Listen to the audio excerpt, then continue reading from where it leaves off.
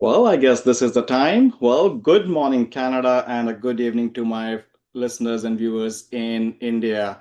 Uh, Very excited today because I'm going to speak with Brendan, who is head of partnerships and marketplace at PlaySpace, on a topic which is very close to my heart. And as you know, from reading about what we have done, experience of building a marketplace and something from scratch. And topic today will delve into building smart solutions for modern therapists.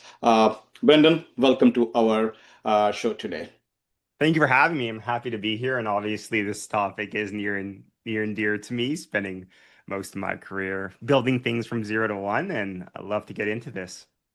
Amazing. Brendan, I know we've been working almost for a year now, but Mhm, I'm always amazed with the experience and mhm, things you bring in.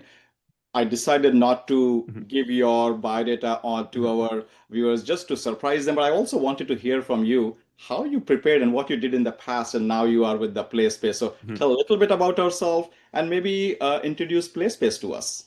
Yeah, for sure. So my background, like anything else, is not a linear journey. There is a lot of bumps and turns, but looking back, it seems like it all made sense. So when doing my undergrad at Laurier over in Ontario here, worked with a plethora of startups. I actually started with post-patient care application back in the early days with one of the first startups I ever worked at. And then from there, spent time in sales, business development with a plethora of industries going from, I was employee five at some organizations and employee 5,000. Uh, like many others, especially within the healthcare field, I really enjoyed school, so decided to pursue my MBA over at UBC on the West Coast. But from there, just through the entrepreneurship program as well, I started working in elderly tech a little bit. And within elderly tech, mental health became a very popular thing. So after graduating at a unique time, I would say, of 2020, COVID just around the corner. I started working at another mental health organization called Inkblot, which was the first digital EAP provider, and that's what really got me the ability to understand the mental health market more, working with thousands of therapists, and but over those 4 years, kind of going from I was employee 15 when I left, we were at 250. Going through an acquisition, getting acquired by Green Shield, I was able to affect over 1 million Canadians' lives with mental health. But through this time, through even these conversations, had Matt, who's the CEO of PlaySpace, on my podcast, being in within this similar ecosystem, and that's where we really started a relationship. And what was unique with how what PlaySpace does as a digital in-session therapeutic, allowing for more engaging sessions between therapists and patients, it was during COVID. There was always these talks about the patients, how we get more accessible mental health care. Yet there was not many resources being built out there for the therapist itself. So that's how the idea for PlaySpace formed is how do we make more engaging sessions for children? My wife's a teacher.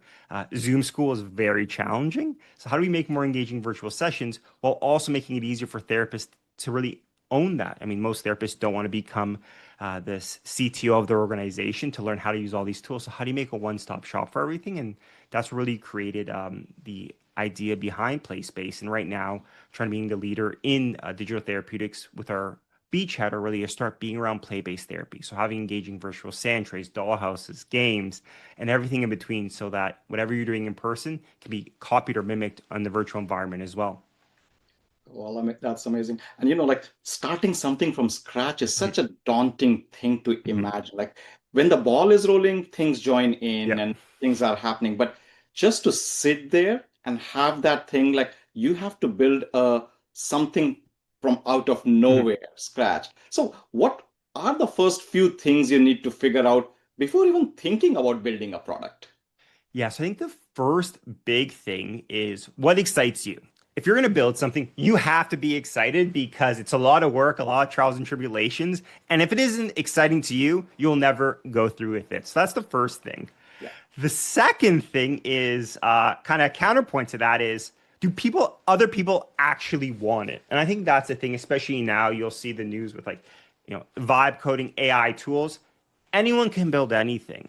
And there's a lot of cool things here, but the challenge becomes, well, will people actually use this unique idea? So I think the first thing is obviously having that passion, that interest, because you were trying to solve a problem that doesn't exist there, but also what are people actually interested in using? And I think a lot of times a challenge, especially when using technology within more slower to adapt fields, whether it be government or health tech, is where is that gap going from the future state we might be seeing in high tech versus our current state? What are those stepping stones you can take? So a lot of the work I've been doing was, there's a lot of these cool bleeding edge AI VR tools, but those are almost too wild west. So what are some of these smaller steps you can take in between to really move with the market and move the market more upstream? And I think that's the biggest thing is you have the passion, but also other people see the passion and are willing to contribute and invest and kind of be part of that journey. Oh, so it's not the color. So Not the color, because I unfortunately. remember we were chatting Yeah. about this thing before because you have such a unique color to place space branding. Mhm.